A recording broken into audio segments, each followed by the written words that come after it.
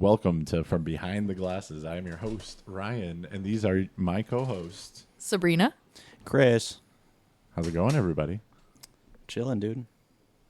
Excited to record the second episode. Is it the first episode or the second? So technically it's the second episode. Well, it's the first official episode. We'll say that. the episode that we just recently put up on YouTube was kind of just like a test run for the audio and the equipment and my editing skills, which were poor and will hopefully eventually get better. But yeah, so I consider this the second episode. The first episode was a lost tape. Even though it's easy to find, it was just fun to name it that. But so here we are, and this episode is going to be focused on Stranger Things. It's been a long time trying to think coming. of what the theme song was like. Yeah, I couldn't hum it, but No. and I don't know about. Kinda, yeah, that there was we good. Go, Chris.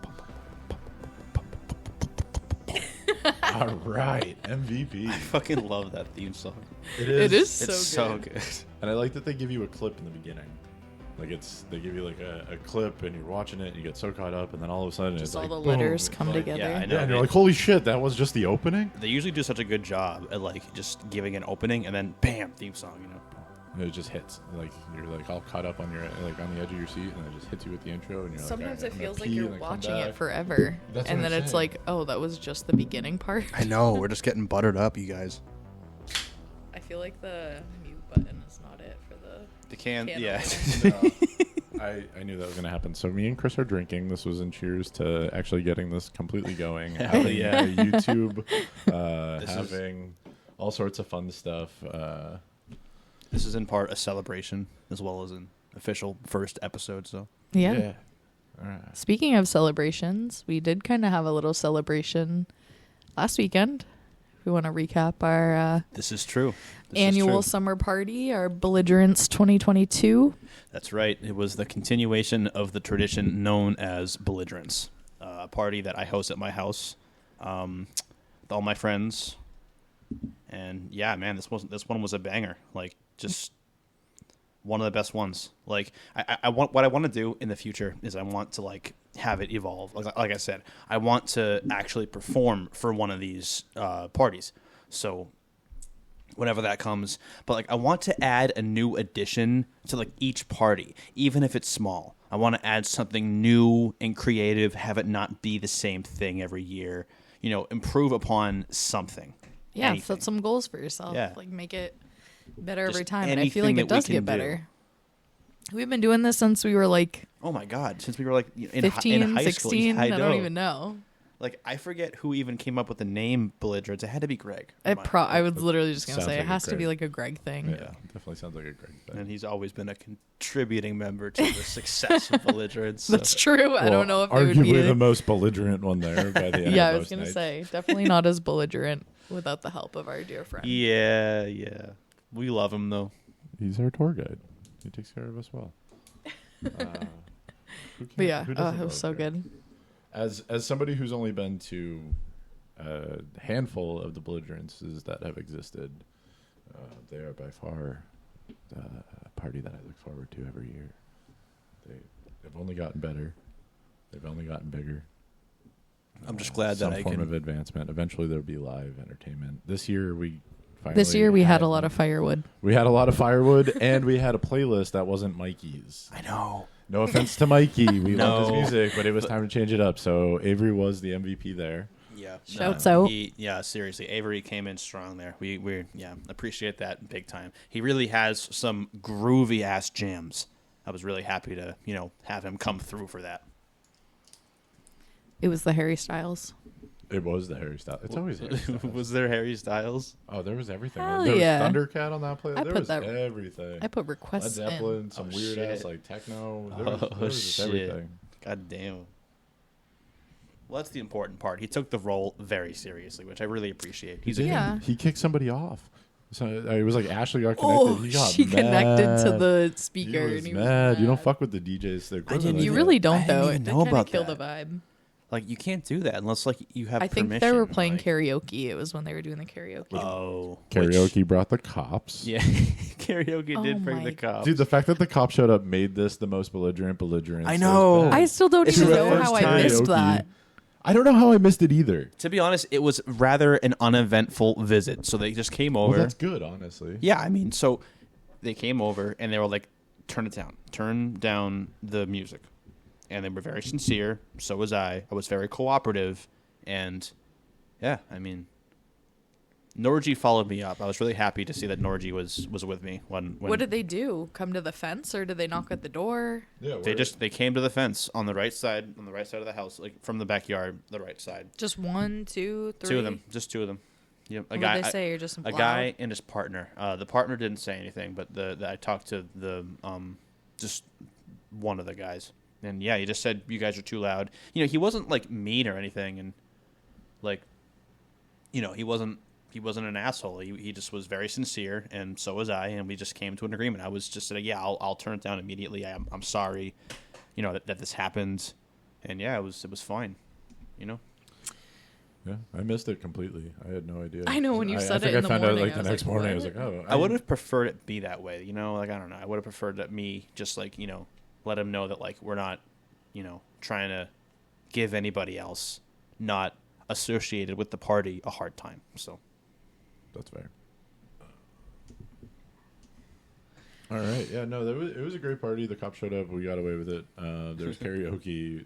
People were swimming. Drinks were flowing. We had glow-in-the-dark beer pong. Glow-in-the-dark beer pong. Playlist kicked ass. Yeah. There was more people than ever. And there was food. The food got eaten. Lots of food. Lots and lots of food. Yeah. Everybody, like, slept over, which doesn't normally happen, I feel like. Most people, like, go home. We had, like, 4 or 5 people. Well, we had like 6 or 7 people there. 6 people stay over. Yeah. It was you two. It was Totten, Andrea, Alan. All future guests. Greg. But Alan and Greg were gone by the time that we got up. Not your mom, though. Your mom was like, who was asleep on the couch on the... Yeah, your mom thought Greg was... or Alan. She knew it was Greg naked in the living room. Mm-hmm. She didn't know who was sleeping on the porch, though. Yeah. And she thought Alan was naked. And she was like, I thought he was naked. It came down, and it was like, oh, he's wearing shorts. He didn't have any shirt on. Oh, Alan. Oh, Greg. Oh, that eccentric boy. I wasn't though. Yeah, so it was a good party, but yeah, I think we should get down to business and talk about the stuff that we came here for. Absolutely. Season 4. Season 4. What a banger! It literally was a banger. Like it was a wild ride from start to finish. Season 4 was their best season by far. I can agree. Yeah, no, season 4 was. It was so strong right out of the gate, and it's just like full throttle nonstop. Every episode, right at the end, I was like, "What the heck? Right. I need the next one. I need the next one. I need the next one." Like every episode was just so good, and I feel like there's usually a couple sprinkled in there that are like slow episodes, or you're just like, okay, like filled in some missing pieces, but didn't really like blow your mind. But every single episode of the 4th season was huge. Yeah, I agree, and like. Yeah. You know, I think what fell short a little bit was the California crew. Like, they did contribute in the end to the overall like plot, but they did contribute to the overall plot, but it was just less exciting than everything else that was going on because, like, you know, you have like the whole Dustin's crew and like. Everything associated with them. That's like the main plot point. And then you have Joyce and Hopper and Murray in Russia. I love Joyce and Hopper. They're a trio. I love Murray. To get married. Oh, Murray marries them in season 5. He's got to. That'd be beautiful. I know. That is one thing I will say that like kind of made me sad is that they were all separated. I feel like they're always so separated and they're like little, like they're one crew, like all together, but they're always like, okay, like in some seasons, like I said before, it's like, okay, Nancy and Jonathan are doing their thing. And then like Dustin and Max and Steve and Lucas are all doing their thing at one point. Like they're not ever cohesive. And then like Mike and Elle, like when they're doing their whole like dating thing, it's like they're off doing their own thing. I feel like sometimes the seasons feel very separated, and like I really hope that the 5th season they all are together. Yeah, I do like the subplots and how it like goes off. Here's what's going on over here. Here's what's going on over here. But it's like the whole season. It takes so long for them all to be at one place together. Mm-hmm. That is true. I might be the only one at the table, but I'm probably not the only like fan that feels that. I kind of like it though. I do like it for sure. It's just too long. Well, there's so many characters, right? Like if you had to put everybody together for all 10 episodes, you're gonna miss out on a lot if it's in a 45-minute episode, or we're gonna end up with 10 3-hour episodes, because there's just way too many people to mix in and like all have together that entire season. And there's something about, I mean, there's an overall theme I feel like with Stranger Things, with like be it like attachment, but also like separation, right? Like it's just everywhere with everybody. Everybody's separated, whether it's Will from his family in the first season, or Elle her entire life just completely separated from, you know, the normal human, you know, existence because of Brenner and whatever. It's all about like separation and breakaway. So you are not Papa. No, thank God. Some girl in the waiting room at my work the other day was listening to like a TikTok, and it was just like her screaming about Papa. Fuck Papa. You are like Papa. That guy's awful. But the fact that they're all separated but come together at the end basically to solve the problem, it to me is like one of the driving factors of Stranger Things, and one of the things I love. Yes. So the fact that they're all separated can be really frustrating. Like that, it was Murray and Joyce all season long getting to Hopper, who was in the prison, and then all of them are completely separated from the kids. It sucked, but it felt true to like what Stranger Things is all about in regards to like human relationships.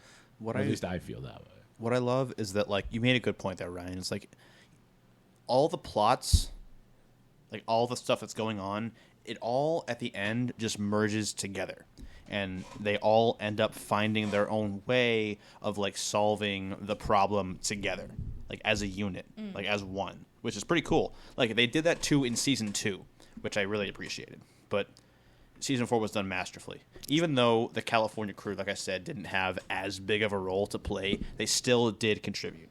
So in which way are you saying that they didn't have a bigger role?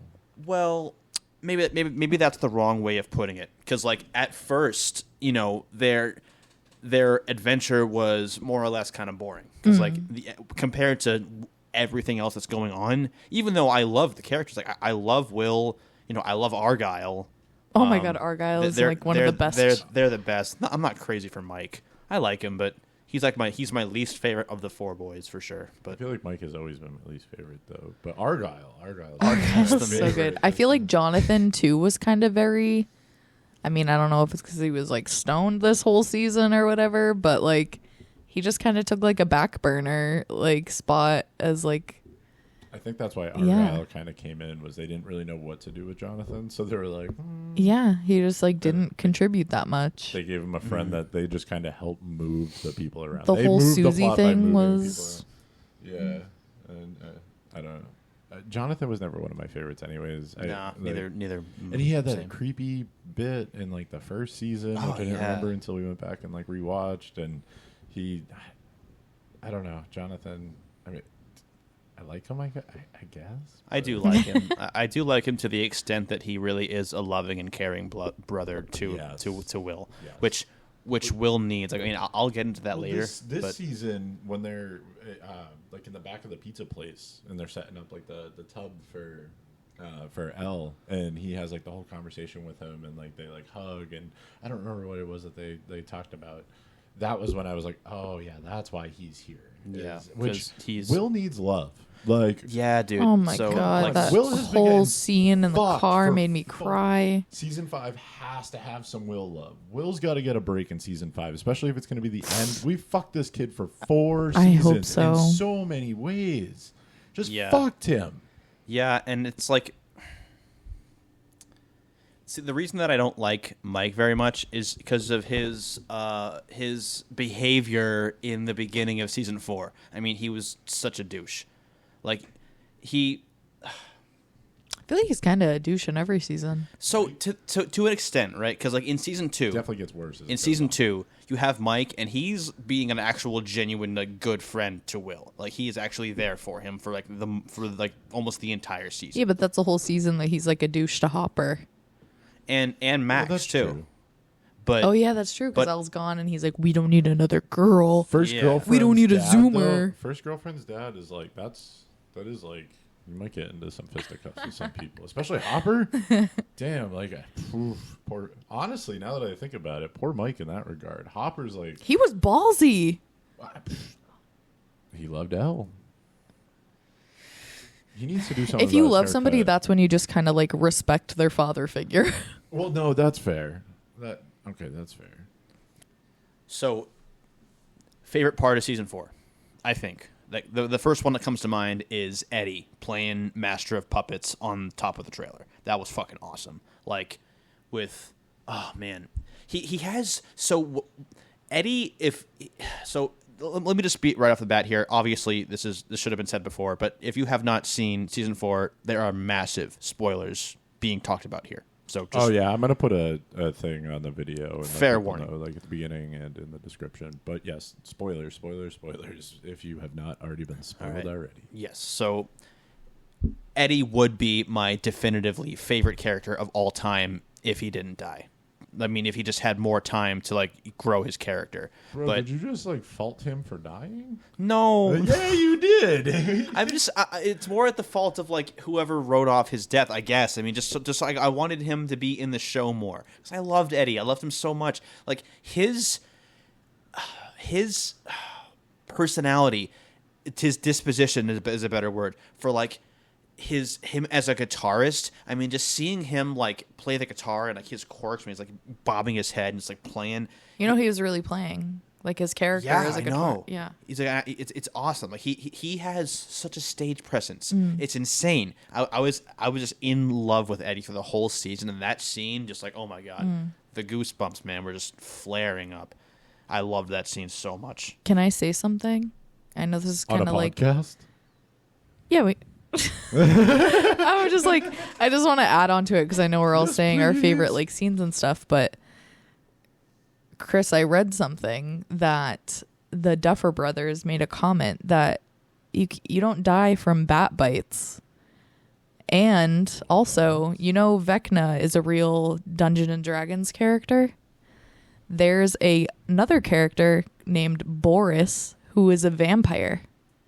So there's a theory that Eddie's going to come back in the 5th season as this kind of Boris-like vampire character. Put on your tinfoil hat. And in the Dungeons and Dragons like lore, Boris is like a partner kind of to Vecna, but in the end turns on him and ultimately is his destroyer.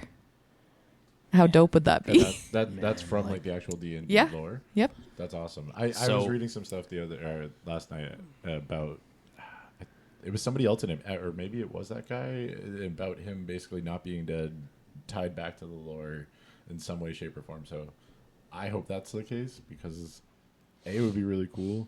I was kind of hoping that Billy would come back at some point, and they didn't do anything with it. And I would much rather. He came back in like kind of like visions. Like Max kind of had like visions of him in the season, didn't she?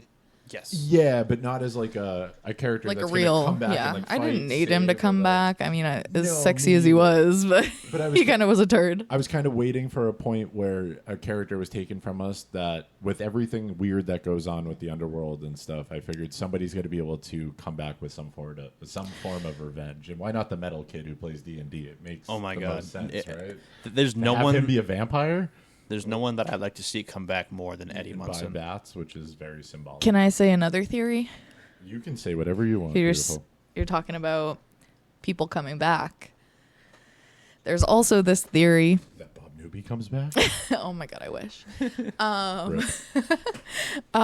That there's this whole scene in the 4th season where basically Dr. Brenner is talking to Elle about like in which season? Sorry. One, this current one, number 4 yeah, or yeah. past, I guess. Current. About Henry. Yes, Henry 1, Vecna, whatever you want to call him. It's just Vecna. He's a douche. He doesn't get his like human first name. That when he kills, he doesn't just kill; he consumes. And then there's another scene where 1 is talking to 11. And he basically tells her, like, oh, they're not dead. Like, they're in here. And he points to his head. Yes. So people think that when he kills, like, they're in his mind, which is basically like the dark or sort of like the upside down is his mind. And because Max has been sort of like touched by him, like a part of him is still, or a part of her is in him. I've heard this theory. And her and all of the people that he's killed before, like Chrissy, possibly Eddie, literally anybody killed by any sort of like Demogorgon, because they're all connected. Like Barb could be there, Bob could be there. They're all gonna destroy him from the inside, like from his mind. That's a really interesting theory. Yeah. Like, right? Can you imagine if they all just came back? Oh, that'd be huge. That'd be so huge. I hope it takes place in the mall. It's like the mall, like just all of them are shopping. Yeah, where is the mall? Is the mall like gone now? I think that ever since it happened, nobody wants to go get food at the food court at the Hawkins Mall anymore. I could go for some Scoops Ahoy though. Yo. Oh man. Yeah. Well, Erica's supposed to be some getting free samples. As long she gets ice cream for life. Remember, because she helped climb an event. But before it was just free samples. Can we talk? Like Erica grew to be by the end of season 4 was one of my favorite characters. Oh yeah. I mean, I liked her like when when did she show up? Like she's like code red. Yeah, 2. But like as she gets better with every season, and by like 4, it was just she really became a part of the crew. Like she really did. Like she stepped up. It was awesome. Like having her in there, like just. Like the little sister, like everybody has Chris. I think you were that for Sabrina and your brother and everybody. You were just kind of like the little brother that came in with like that youthful mind while everybody else was doing some stuff and kept it like young and fun, but then also very adult-like and could lead the party and, you know, come up with all of their own creative ideas and be in good hands still. Oh, shucks, Ryan. You're Erica. He looks Erica. nothing like an Erica. Or Erica specifically from Stranger Things, but they get similar traits and characteristics. Do you guys want to describe? Yeah, what's your favorite scene? Yeah, what's your favorite scene?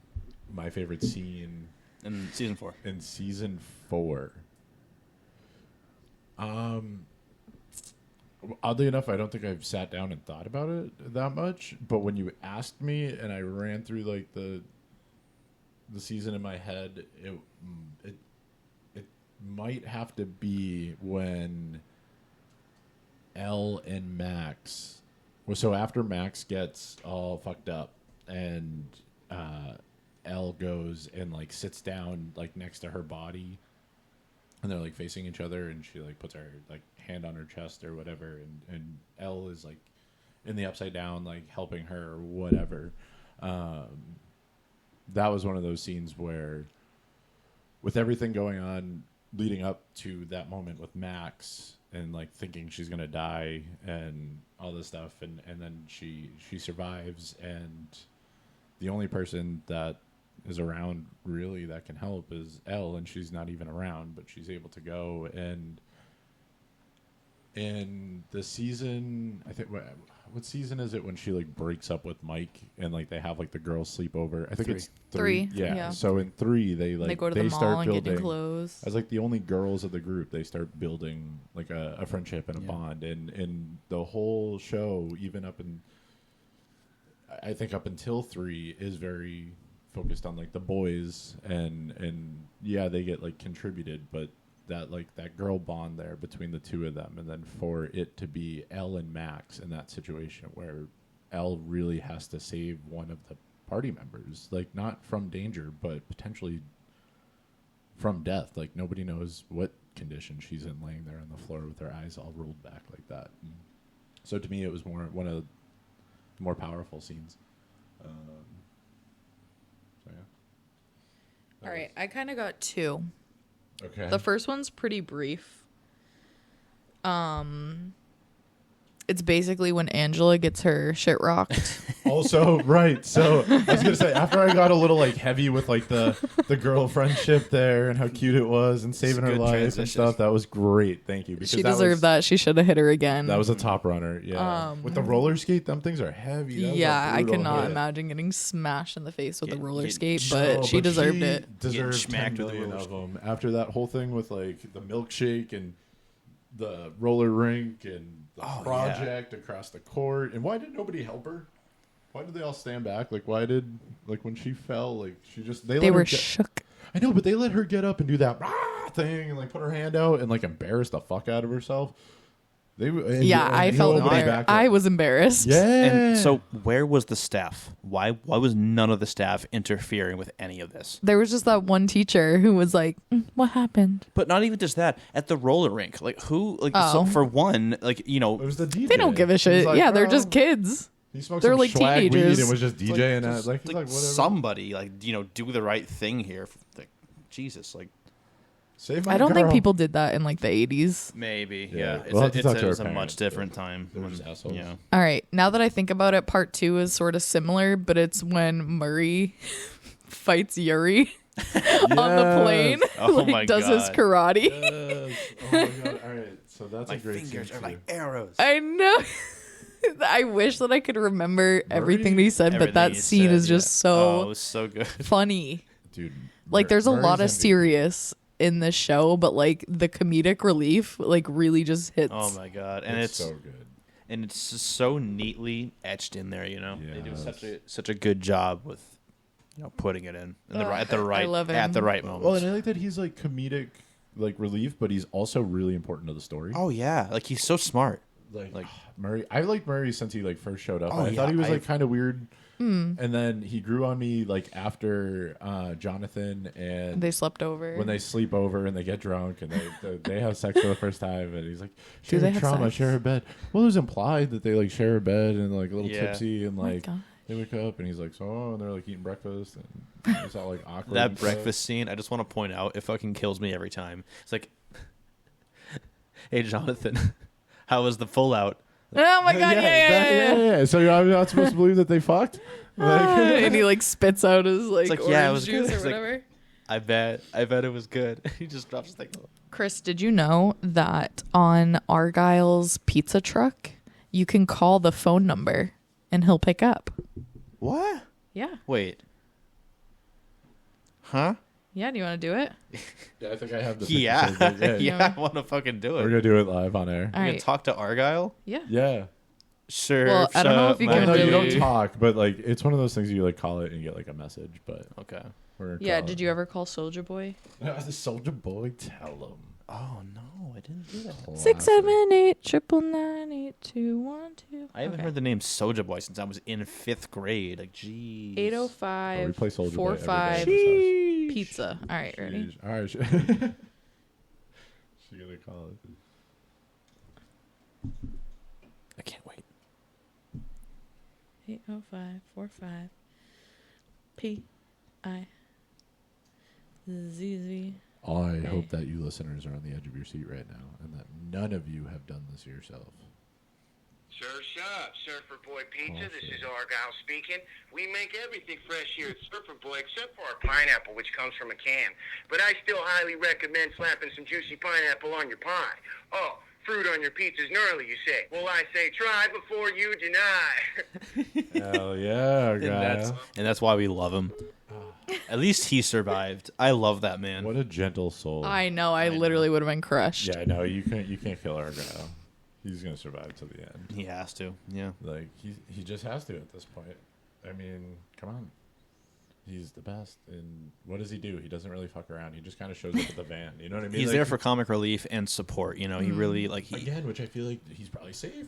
Yeah. They need comic support. So I'm gonna let him go. He's just there to that's serve true. up Like, some. There's every other character that's like funny stays alive, but all the ones that are like serious are like. Well, I guess Eddie was funny. He had his moments. Who? Eddie. Yeah. He was. Yeah, he cracked me up, but he was also kind of like serious to a degree. Like he had. Yeah. I don't know if serious is the right word, but Was Jason the kid's name that was crazy about getting him? Yeah. Fuck that guy. So, I saw a thing that throughout the entire series or season 4, you only see Eddie for like a total of like 42 minutes. Because he's hiding. Like the whole, like, so the entire time the entire season, which he lost until the last episode, right? So he makes it from the first to the last episode, but it's only 42 minutes because he's hiding and whatever. And he's, at least currently, like most fans' favorite character, like, of the series, and he's got like the least amount of screen time. I think just a lot of people like resonate with him. Like, he's that character that everybody thought was like a freak or like a nerd or like a weirdo, but he was really just a normal guy on the inside who wanted to be accepted. And his energy, though, I feel like you could just tell, like, by his energy, the energy that he displays. I just love. I love it. Like, I wish I could meet this guy in real life and just know him. He just has such a great energy, and I don't know. I feel like I have a way of like reading body language and like the way that they present themselves, you know, in social situations. Let's say social situations. Like, he's just so good at, like, I don't know. He had a weird like introduction, like when he was in the cafeteria. You don't really know at that point. You don't really know how you feel about him until he starts selling drugs to Chrissy, and he's just like so nice and genuine, and like just like, I want to say, like, you know, he's like, At first, I thought he was kind of a hardo when he was being like, you know, standing like, I'm not going to move the night of like the campaign because Lucas couldn't do it. I thought he was going to be a bad guy. When I first saw him, I thought he was going to be a bad guy. I was like, dang, why is he mean? But then Eric came out and fucking rolled that. What did she roll, a 20? Yeah, she rolled a nat 20. And because the boys can't roll for shit. And he just like lost it.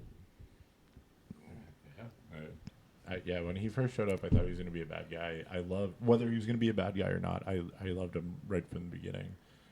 There was just something about him. Did you know that the Duffer Brothers wanted him and Steve to kind of like not get along, like butt heads, and instead they just ended up like co-parenting Dustin? I love the co-parenting of Dustin and the parenting of Dustin.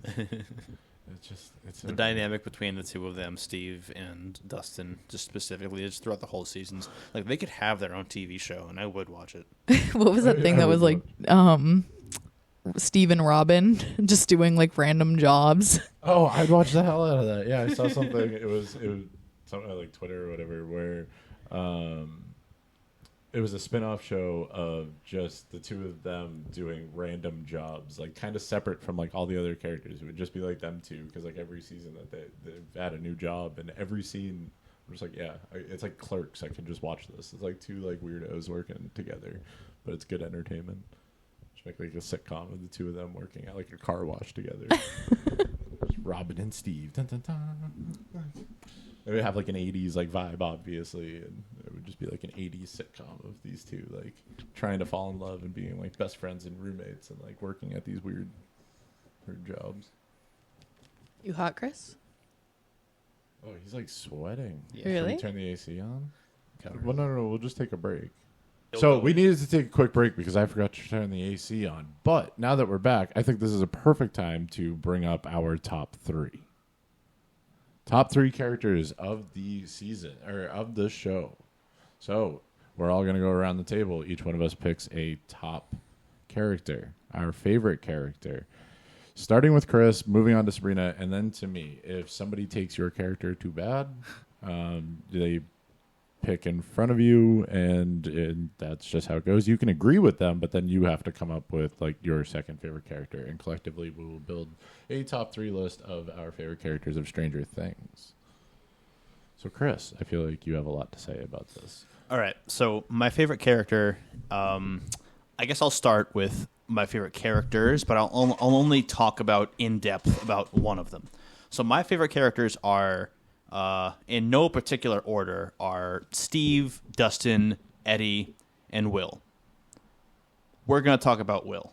So is Will your number 1 character? I won't say he's my number 1, but he's the one that I choose because I just feel like I have a lot to talk about that character. Okay. Like, where do I begin? He's just he's a member of the group who's like there for support, but what I really genuinely like about Will is that he is very appreciative of his friends and that he's kind of has the energy that he will do like anything for them. Like he's kind of like has that just he just displays that well, like as a member of the group. He really is an integral part of it. What I value about him is that, like, you know, sometimes, and I brought this up in the Lost Tapes episode, when Mike arrived in California to see Elle and Will, Elle didn't want to admit to Mike about what was going on with, like, her being bullied at school. She didn't want to admit to Mike that she was being bullied. So she lied to him. And even her being the one to invent the whole saying, you know, friends don't lie, like... I did love that she did that. Yeah, And then was like the one lying the whole time. Yeah. And she ends up lying, like, big time. And Will is the one to encourage that she tells him the truth about what's been happening. Because, I mean, obviously, why would you want to lie about something like that? Like, that's so important. And it became so evident that she should have just come clean and told the truth because of how everything just sort of fell apart all of a sudden when she lied. And she was embarrassed in front of everybody. And, you know, Will just, I don't know, he with everything that, I guess I'll move into the next part. Like, Will, with everything that's happened to him, like, he's pretty fucked up. Like, he needs people around him to keep his humanity, because without it, I mean, Vecna is pretty much his parallel, right? Like, because Vecna and him share a lot of similarities. Yeah. Like, not least for, like, drawing the Mind Flayer and just being, like, being different, as he so put it. Like, he needs... a sensitive child. He needs his Very friends sensitive. to keep his humanity, and they do that so well. They really do. Like, that's the only reason why I really do like Mike as a character, is because he is actually a good friend to Will sometimes. In the beginning of season 4, he was not that, and he had a redemption arc eventually, but yeah. So yeah, Will is just... So Will isn't a favorite character of yours? He is in my top 4. Top 5. We'll say. Just not really sure what else to talk about with him. Yeah. So thanks for giving a nod to Will, because I feel like Will just tends to get, like, really the short end of the stick with everything. Yeah. I really hope that in season 5 he gets some big redemption after all these years. Plays a much bigger role, and I feel like he often does kind of fall on, like, the list of people's favorite characters or whatever, and he does kind of tie it together in more ways than one. Sabrina. I'm, like, in the same boat as Chris. Like, I have so many favorites, but I guess All right, so maybe not. I don't want to bring it up again because I know, well, we talked about it earlier, but that was just kind of getting my thoughts out. Maybe, like, going like how Chris did and giving, like, Will a shout out. Like, I think I'll go with maybe Nancy. Like, I feel like out of, like, the female characters in the show, other than 11, she's, like, the most badass bitch. Like, she really does go off from, like, the second Barb goes missing, like, all the way until the end. She's fighting. Oh yeah, She's pretty cutthroat. Yeah, she does whatever. like, she's always just so serious about, you know, the whole situation. Mm-hmm. Like, she is acted in such a way which is, like, just, like, profound. She just takes every situation, like, as absolutely seriously as it should be taken, and she just, like, I mean, Jonathan put it in a pretty good way. Like, she doesn't do anything halfway in her life ever. Yeah. Like, it's all just full throttle. Just everything that's, like, just, yeah. Yeah, she's a go-getter. That job that she had at, like, the newspaper, and they were just shitting on her the whole time, but she was like, no, this old lady is eating dirt. I feel like she's, like, the professional voice for the group. Oh, yeah, for sure. Like, they're all just, like, a bunch Yeah, of, like, how did she just get let into the trailer park, like, after the whole Chrissy thing happened? And then she came back later. Librarian. She looks like she's, like, 45.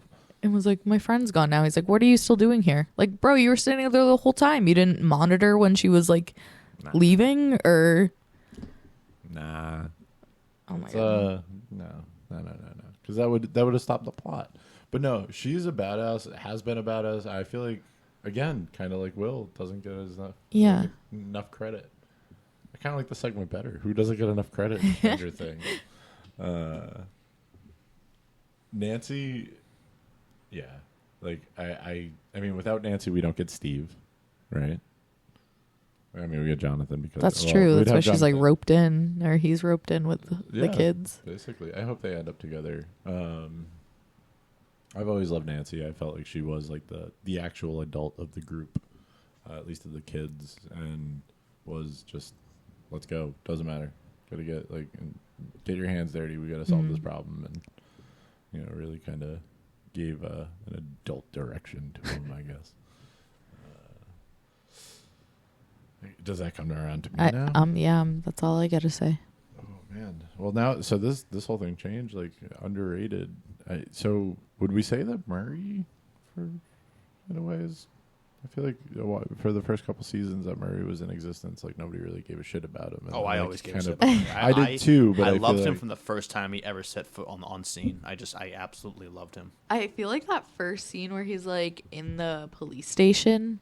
Yeah, fair. I didn't really remember. No, because it was very mellow. It was quick, and he's not, like, a good, like, portrayal of who he is as a character. So. But he definitely evolves. Oh, when yeah. When I think of Murray, I don't think of those scenes. No, you think of him as, like, in his apartment, and, like, him with all the dead TVs. One of my favorite scenes in the whole show, just Stoley, is him just, like, figuring out the ops got it right. Is when Nancy and Jonathan, like, present him with all that information, and he's just, like, processing it all, and he starts drinking, and, like, I don't know, just, like, it's a good it's cool to see his mind work. Yeah. After all that, like, watching him just, like, process all of this shit, it's really cool watching that happen, and, like, how he just kind of uses drinking as a metaphor, kind of, like, purposefully or unpurposefully, just, like, you know, coming up with that idea, watering down the truth. Like, it was so cool. I fucking love that scene. That whole... It's partly why I love season 2 so much. See, season 2 is probably... I don't know if this is, like, a good segue into, like, our maybe least favorite seasons, but season 2 for me was one of my least favorites. Really? Okay, interesting. Season 2 was one of your least? Yeah. Season 3. Season 1 is just so nostalgic for me. Season 1 was great. Season 3, I loved I loved them all. I feel like 4-1. No, I didn't love season 3. I just couldn't. I liked it, but it was like it was definitely my least favorite, like, by a pretty huge margin, to be honest. Not by, like, a huge margin, but, like, I remember when it came out, I just was not as into it as I was 1 and 2, and then 4 saved everything. 4 did. So for me, it's like 4. It's 1 and 4 are definitely the best. 1 and 4 are up there, so it's like nostalgia wins 1, but 4 was like, okay, like, this shit's real, and it was much darker, and it like, really they didn't grew. know what they were getting themselves into in season 1. No, not at all. But then when they did know what they were getting themselves into, they still didn't know what the fuck they were getting themselves into in season 4, and it was only that much more heightened. People are literally getting split in half, dying, like, guns are being pulled, like, just the shit was crazy in 4 right out of the get-go. But I fell in love with the series because of season 1. But season 4 kind of made me really fall into it. Like, okay, like, here we are. Like, and I think part of that had to do with I did not fall in love with season 3 like I did 1 and 2, and as quickly as I did with 4. As much as I do love 3 and the introduction of, you know, characters in 3 and how it all plays into everything when it came out, I felt like it was below 1 and 2.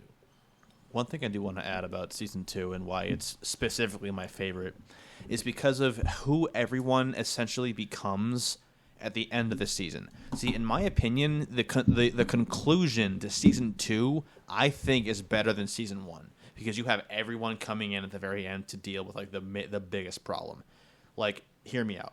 So season 2's ending is when everyone has reached their peak humanity. If you can see it, like, everyone is acting in a manner that, like, they're exactly who they should be, and they've, you know, you kind of know what I mean. Like, they're just like, I don't know any other way of saying it other than they've reached, like, their peak humanity. Like, everyone's just like stepping up to the plate, like, being the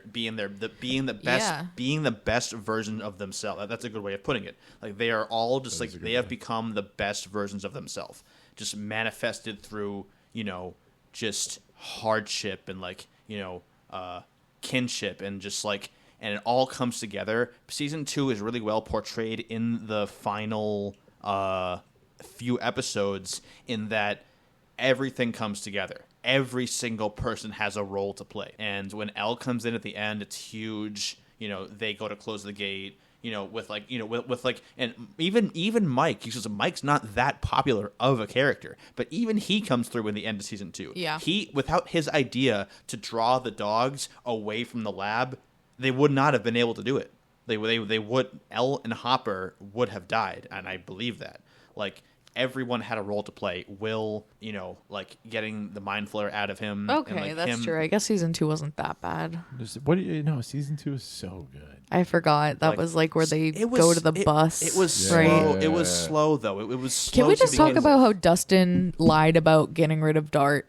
That fucking pissed me off that made me so mad. That was my least favorite Dustin part. Dustin is up there, top 3 he characters. Really fucked up there. Yeah, well, I think that he knew that, right? I think that Dustin knew that he messed up, and he really made up for it. I think that, the future seasons really played out, with his character in a way that, he just knew that, okay, I really messed up here. I really fucked up. And, I don't know. The way that I see it, he saw how badly he messed up and, how he has to be better and, how...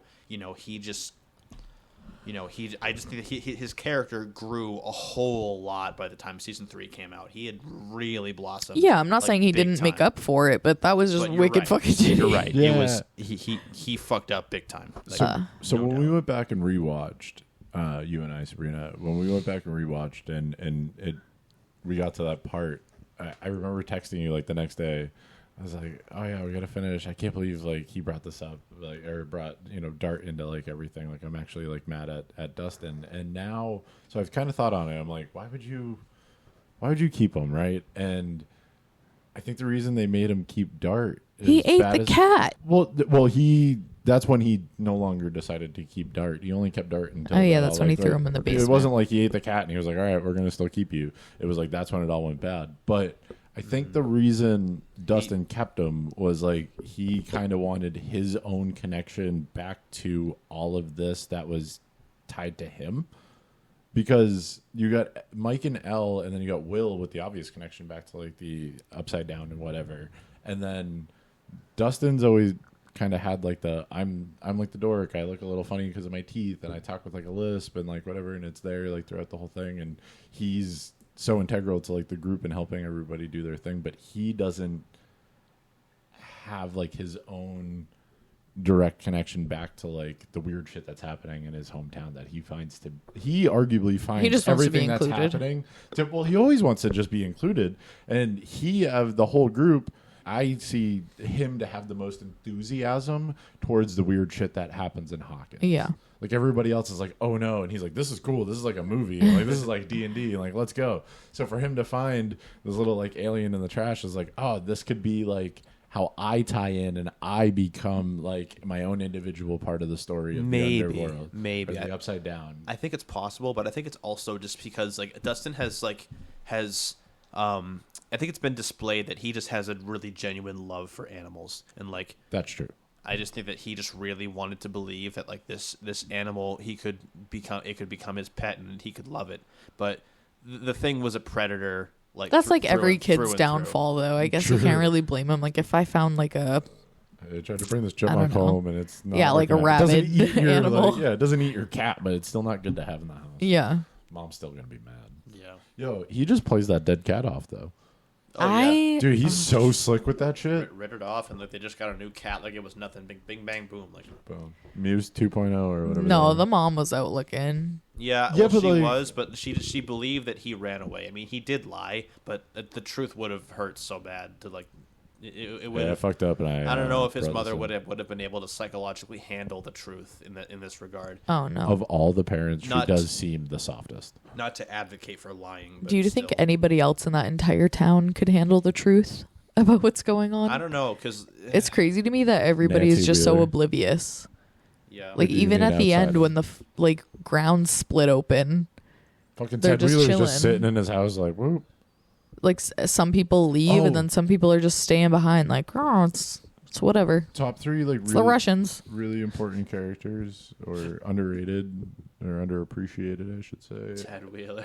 No, not Ted Wheeler, but Mrs. Wheeler. For I was gonna say, wait a second. Yeah. Well, Mrs. Wheeler what's her name? Mrs. Wheeler. This is Mrs. Wheeler. I don't remember. Like she had such a good role to play in season 1, but she got like left behind in the rest of the seasons. No, I don't know. I just know her as Mrs. Wheeler. I don't know. Just Mrs. Wheeler and Ted. Ted, yeah, we know Ted. He's like, help yourself to breakfast. Oh, I will. Takes all like the Eggos. Damn. Stranger Things, though. This is fucking wild. I am pissed. We have to wait 2 years to 2024 to actually see the rest. Well, like a year and a half. Yeah, roughly. It's a long time. Let's hope. No, it's a while. It's enough to like completely forget that it's a thing, and then Stranger Things. I have to rewatch the whole show now, and like I'll have to rewatch it a couple times between now and then. But we still have to finish. That'll be fun to rewatch through the whole show again. We're like halfway through season 3, but we kind of like tapped out. Like, it was like a lot. I was like, I need a break, and we'll go back. We'll watch it again. I'm sure we'll probably watch it again before the new season comes out. Oh, I will for sure. I'm used to having to wait a really long time after waiting for season 4, and it quenched the thirst, so I can't be too mad. So long as season 5 quenches the thirst, I'll be all right with having to wait. I have faith in the team and the Duffer Brothers to end it in a respectful and honorable way. I hope so. I'm so scared, yeah, but I hope I hope everything's wrapped up real good. I know. Like, you know what? They just have to land on their 2 feet. You know, they just have to. As long as the ending is good. As long as they can wrap it up in a way that like we can just. Yeah, you can fuck it up in the middle. Yeah, that's fine.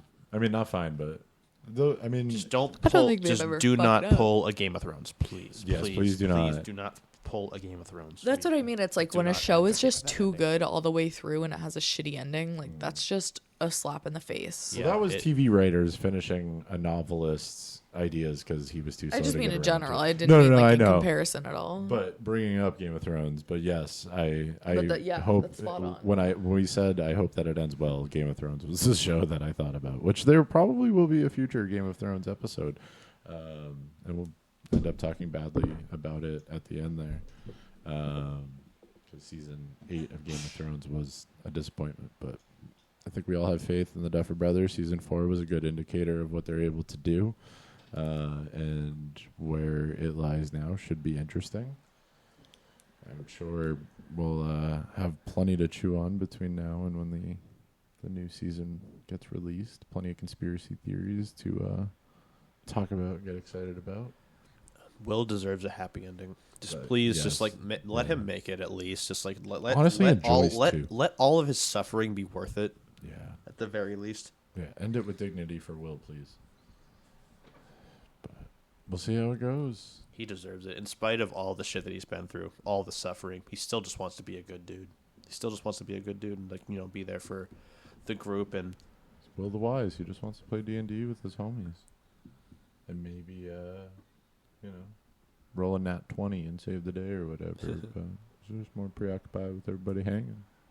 I'm just going to pass the mic off to Chris. I got a couple things to say, yeah. Got a couple things to say. You all tasked me with... Oh, yeah. Thank you, Chris. You all tasked me with, making a Twitter account and, as you put it so beautifully, just diving down rabbit holes. And while I haven't really found much deep rabbit holes, they've been kind of shallow.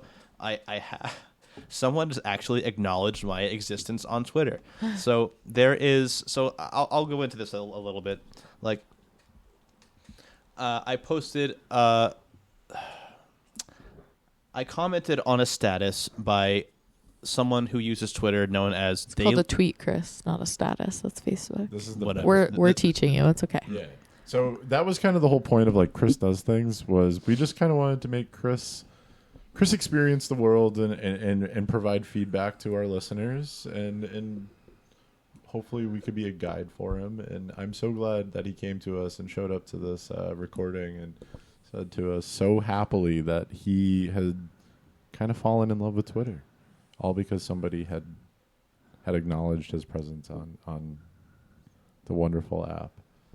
I'm just happy to be acknowledged by. So there's this post, this tweet by a page named Daily Gold Mask Updates. Now I'll go into Gold Mask a little bit. Yeah, please. Gold Mask he creeped him.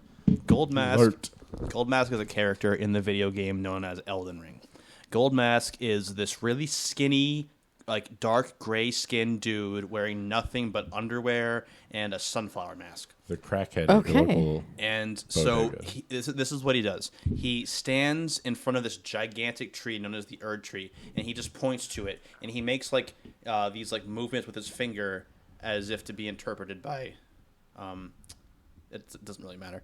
But so that's just who he is as a character. When you talk to him in the game, he doesn't say anything. He like when you run the dialogue option to talk to him, all that happens is these 3 dots pop up. He doesn't say any words. It can only be interpreted through members of the Golden Order, but we don't have to get into that. Okay. But so what's funny about this page is that he'll post updates and he'll comment on from software related content with just the 3 dots, which is really cute. So it's cute. I wrote on one of his status, "Hi Gold Mask," and he promptly replied with, the ... the 3 dots. I'm just really happy that he acknowledged that I exist on Twitter, because I've had plenty of failed attempts at getting people to either like or like the comments that I've made, which I think have been pretty cool. But yeah, so far the rabbit holes that I've found on Twitter have been kind of shallow. But all the same, I've been trying. It's for the pod after all, so I will put in for the pod all the effort. So yeah, you put in a great effort, sir, and I appreciate your enthusiasm to Gold Mask and his 3 dots. Yeah. And I hope that this continues and we can get updates as we progress as a show and as friends and as Twitter users. Bye, guys. We'll see you next time. Bye, guys. Have a good one. I was going to say good night. Have a great life. Yes. That was the salesman in me. Have a great... That was the word in my head. Yes, of course. Have a great life. Have a great life. Until the next time. See ya. Bye. Bye-bye. It literally was a bang. I could go for some scoop.